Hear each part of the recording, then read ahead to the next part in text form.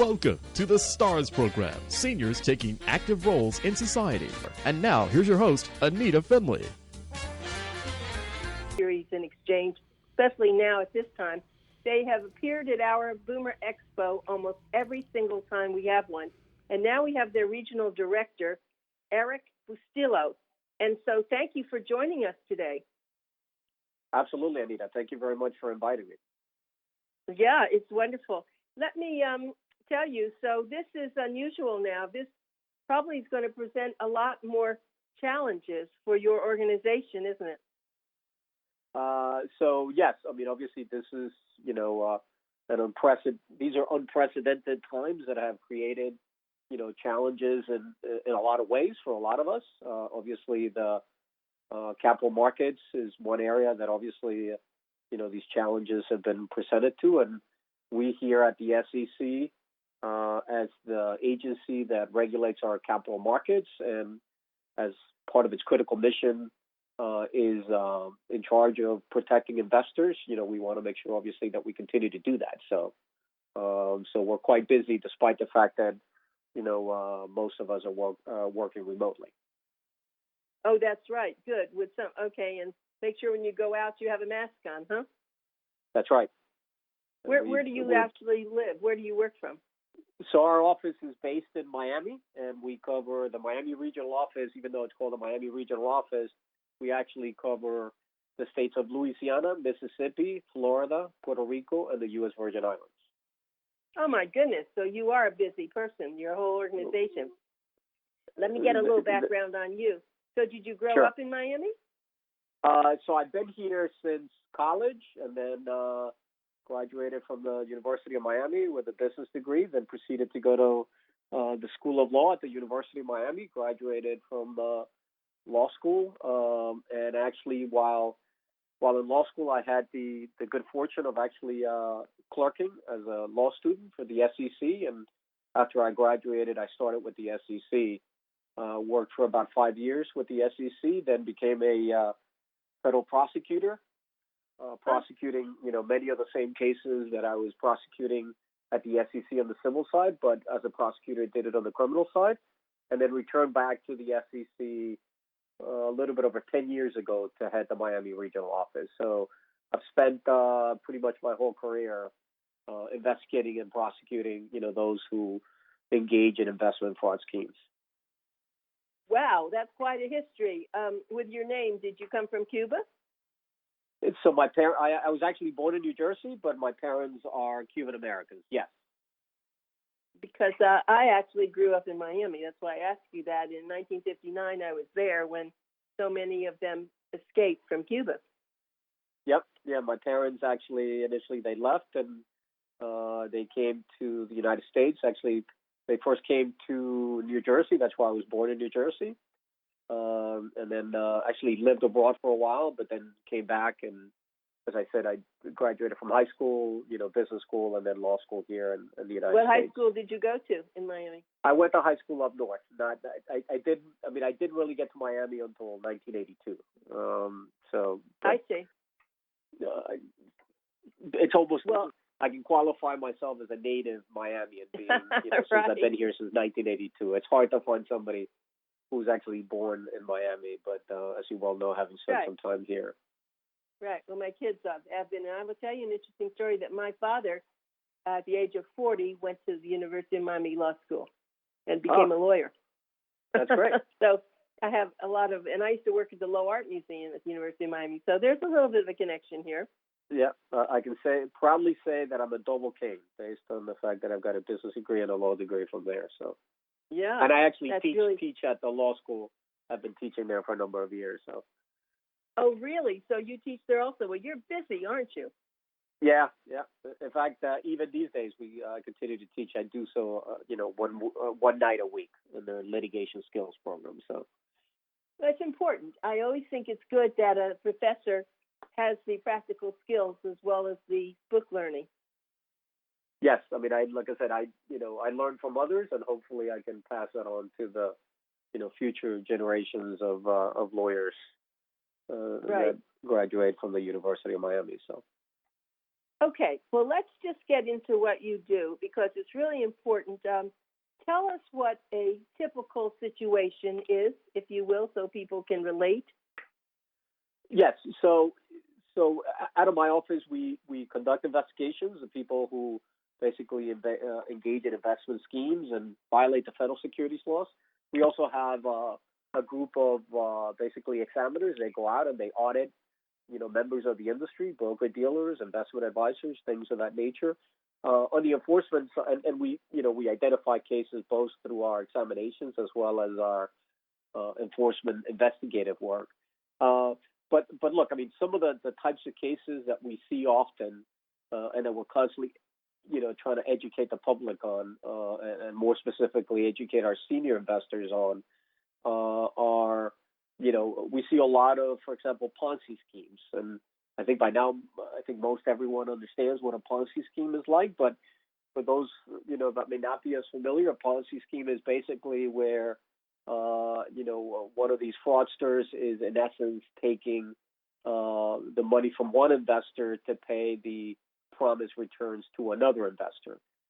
Basically, where there is no real legitimate investment, they're just taking money from one investor to pay the other investor. And we've seen, through the years, we've seen, quite a few of those.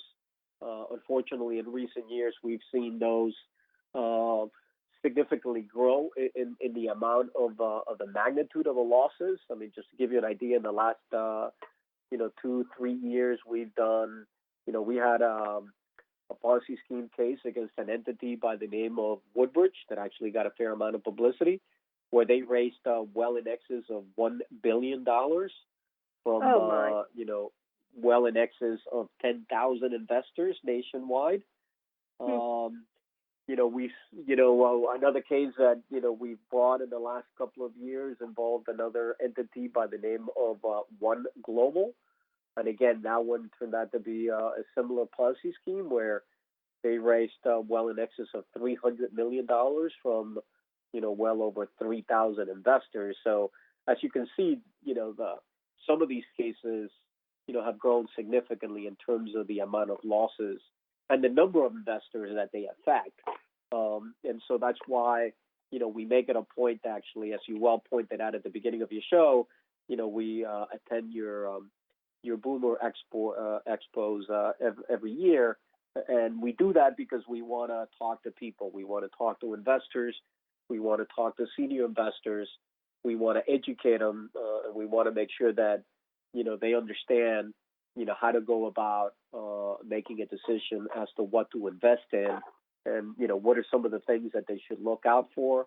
What are some of the things that they should ask questions about so that ultimately they make an educated decision and they, ultimately invest in something that is legitimate and doesn't turn out to be fraudulent, obviously, because we feel that that's pretty critical. I mean, especially with our senior investors who typically are investing their, retirement monies, and obviously they can least afford to lose any of those monies, obviously, because those are monies that they typically rely.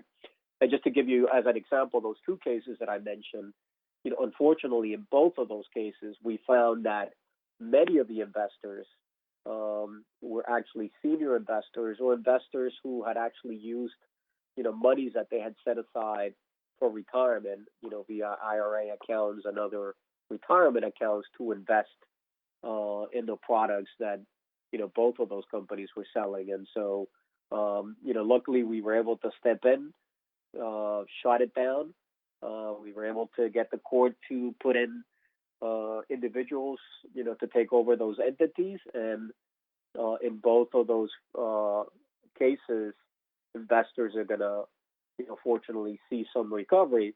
Now, having said that, unfortunately, in these types of cases, investors will never recover 100% of the monies that they invested. So, well, that's very good. And so I guess my question, though, is why don't you go over some of the things that investors should watch out for? Absolutely.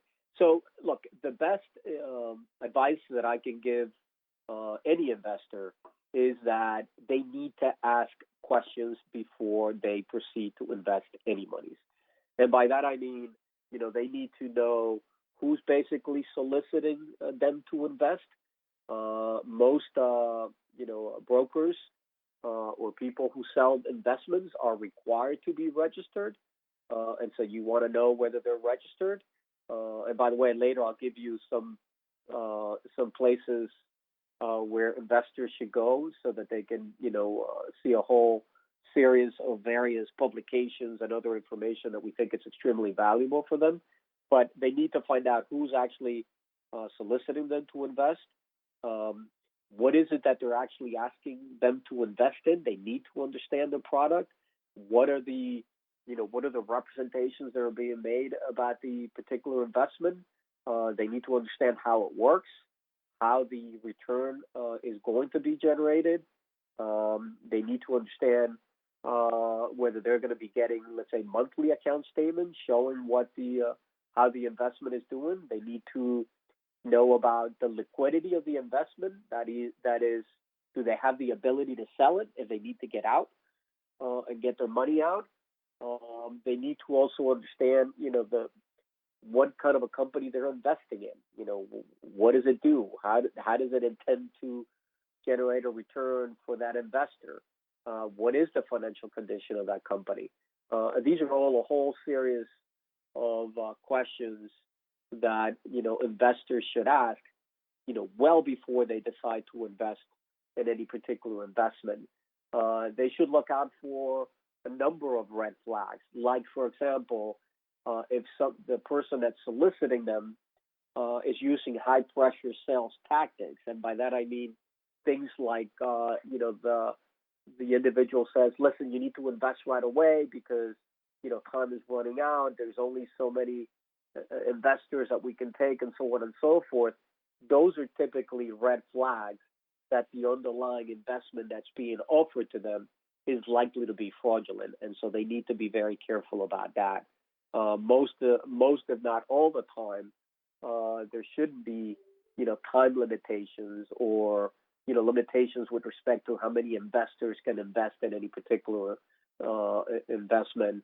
And so if they're getting calls from somebody who's putting a lot of pressure on them to invest, that should by itself be a red flag, a significant red flag. The other thing we pass on to people is that as you're asking these questions, if you're getting answers that just don't make sense, one of the things that we always tell people is sort of the old adage, right? That if it sounds too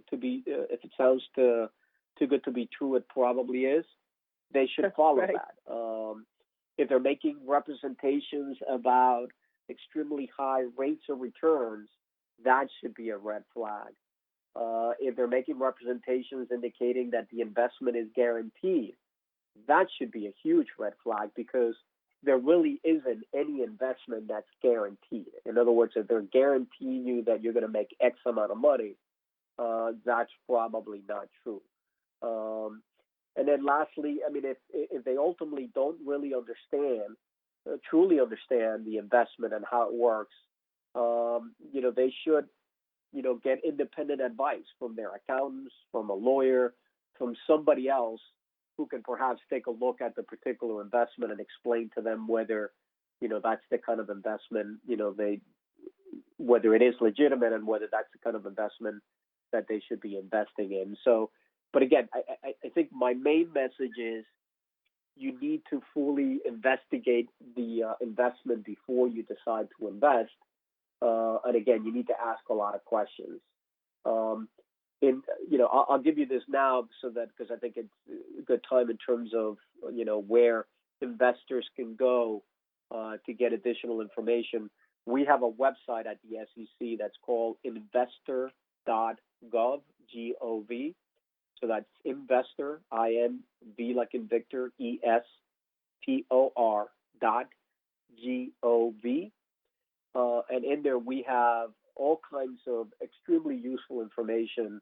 One of them, for example, includes a publication that actually goes over the questions that investors should ask before they proceed to invest in any particular type of investment that they're being solicited to invest in. There's also information, investor alerts and bulletins with respect to what are some of the typical red flags of investment fraud. What are some of the typical investment fraud schemes that we commonly see at the SEC? There's just a wealth of information in there that investors should take a look at before they decide to invest in any particular product. There's also a way to check in there whether the individual who's actually selling them or attempting to sell them, the investor, is registered. Also, whether that individual has any sort of disciplinary history. Again, if you get a call from somebody, you check them and they have a disciplinary history, again, that should be another huge red flag and one that I would suggest to investors that they not proceed to invest with somebody who has a disciplinary history, because it's highly likely that they're pitching or soliciting investors to invest in something that's not legitimate. Let me tell everybody, Eric, I have to say, I had no idea that I was going to have someone that was so smart, so articulate. I really didn't know. And I'm sitting here just with my mouth open, spellbound. Let me tell everybody, I'm listening to Eric Bustillo, which is Bustillo. He is the regional director of the U.S. Securities and Exchange Commission. And I have to tell you, we are so lucky to have him on the show because, as he said, and I know that they have come to every one of our Boomer Expos. I don't really ever get to meet him, but they do a great job. They have beautiful brochures, very smart stuff. But to listen to him, this is just brilliant, Eric. I'm going to try to put some of this on our website, too, because you are helping so many people who, especially now, I think, everyone's going to be desperate. They're going to be looking for so much. And your advice is so important at this time, Eric. Happy to give it. I mean, that's, as I said, that is a critical part of our mission at the SEC. And that is something that we believe strongly. We believe that, investor education is critical. Obviously, as I said at the beginning, we investigate and prosecute those who engage in these types of investment schemes. But if we can teach somebody how not to get defrauded, then we've done all that much better, obviously. In addition to the investor.gov website at the SEC, I also have a 1-800 number that I would like to pass on to people so that if they have any questions, they should feel free to call. And that is 1-800-732-0330. I'll repeat that again, 1-800-732-0330. And I'll give one more number, and that is the number to my office, where we also have people that are happy to take calls from investors and answer any questions that they may have. And that is 305-982-6300. And again, that's 305-982-6300. Yes, and I have to tell you that people will be calling us, and they're going to say, I didn't get that number. So I always say that this is Pencil Talk Radio. So when Eric gave you the 800 number, I'm going to repeat it also. It's 800-732-0330, and their local number is 305-982-6300.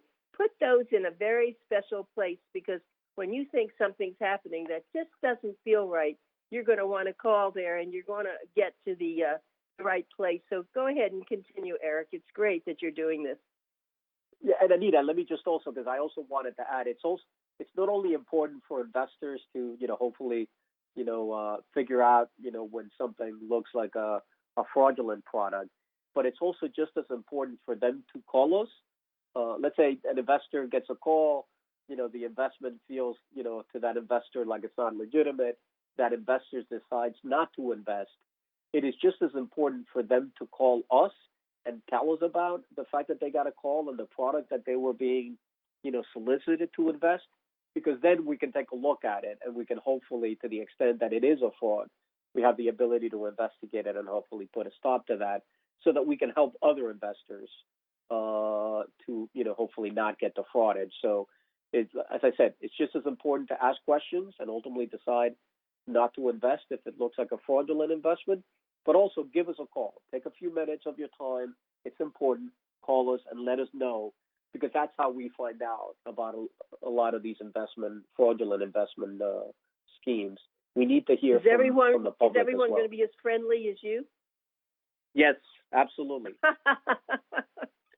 You're pretty That's friendly. our job. You know, okay. Well, let me tell you something, that when we do get security companies that want to advertise with us, and the one thing, if they're going to be on the radio especially, they'll say that we can't do this until we already have a script and it's approved by our company. So that's good, isn't it? Absolutely. I mean, look, I just want to make sure people understand.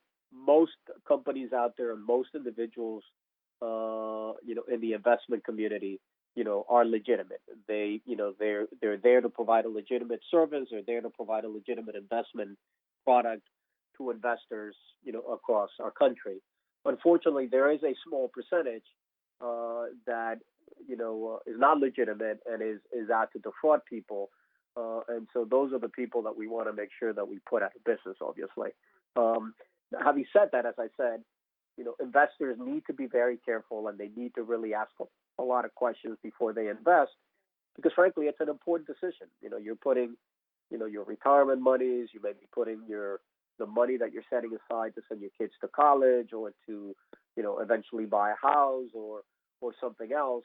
And those are monies that, are hard earned, may have taken years to, save. And so you want to make sure that you're ultimately investing in something that's legitimate, and that you're not going to get defrauded on. I also wanted to point out, because as you pointed out, these are challenging times. And unfortunately, fraudsters take advantage of, challenging times. And we've already seen, some of that. And in fact, we just recently put out an investor alert that people need to be very, very careful and be on the lookout for any sort of coronavirus-related investment scams, right? Unfortunately, wow. fraudsters will often use the latest news developments to lure investors into scams. And so we've already, done a number of trading suspensions where we've suspended the trading on a number of companies because they were, misrepresenting the fact that they were somehow involved in the provision of products or services that were going to be used to help stop the coronavirus outbreak. And so we see this happens often, right? Anytime there's something that is of a news development, like the challenging times that we currently find ourselves in with the coronavirus outbreak, that fraudsters take advantage of that to pitch investment in companies that they claim are going to be, critical to, helping, stop the outbreak of this virus, and that, those investments are going to do really well because obviously the products and services are going to be in high demand. And so, investors need to be all that much more careful to make sure that they don't fall prey to one of these investment scams that's just taking advantage of these challenging times. So, and again, we have, this investor outlook release. We have it in our website. So if investors want to take a look at it, they can go to investor.gov and see our latest investor alerts, and they'll see the one that we recently put out and recently updated as well with respect to coronavirus related investment scams. So, and let me give everyone the website again. It's investor.gov. These are great. Most people don't know this, and they don't know where to find it. Of course, if they search the web, but I am so glad that Eric BUSTILLO is the Regional Director of U.S. Securities and Exchange Commission is doing this for us today. It's really important, and I'm going to give you that website again. Get your pencils out. Remember, it's Pencil Talk Radio. It's called investor.gov, and there you're going to find so much, as he's been explaining. And then if you just are like many of us, you want to talk to a person, the 800 number is 732-0330 with any of your concerns, or if you want to really talk to them down in Miami, it's a 305 number, and that's 6,300. And this is not just for the elder population. We have a lot of younger people investing, and they really think they know what they're doing, but many of them really don't. I have to say, they do need. This is almost like having a partnership with the U.S. Securities and Exchange, because they're not making money. What they're doing is they're going to help you to make money or not to get into trouble. That's really what they're there for. I have to salute the government for having. As long has your division been around? Not yours so much, but the whole Securities and Exchanges. Must be a long time. So, yes, the SEC was created pursuant to legislation that was passed after the stock market crash of 1929. So we've been around for a long time. And right. our office in Miami has been around since the 1950s. So it's been a while. Really, I think you're in Brickell Avenue. That is correct. 801 Brickell Avenue in Miami. So and you Anita, still live in Miami? I'm sorry? Yes. Go ahead. Okay. One other type of investment that we have seen a lot in recent years, and I think this is particularly important to senior investors, because interest rates have been fairly low now for a number of years, and oftentimes senior investors are looking for interest income. And so, if you go to a bank and you basically purchase a certificate of deposit, the interest rate that's paid on that these days is very low. And in fact, recently interest rates, were lowered even more. And so a trend that we've seen now for a number of years are investments where they promise investors not what one would consider to be an exorbitant rate of return. The interest rate may be, or the return may be somewhere in the neighborhood of 6, 7, 8%, which one could argue is not huge. However, by comparison, at this point where interest rates are very low, it's actually a fairly attractive interest rate. Well, we're going to have you come back on another time, because I hear the music. I think we're just run out of time. But Eric, this was astonishing, and I can't thank you enough. And we'll get back to you again. Absolutely, very, very happy to have been a part of your radio show today, and happy to come back whenever you want me to. Okay, thank you, Eric. All right.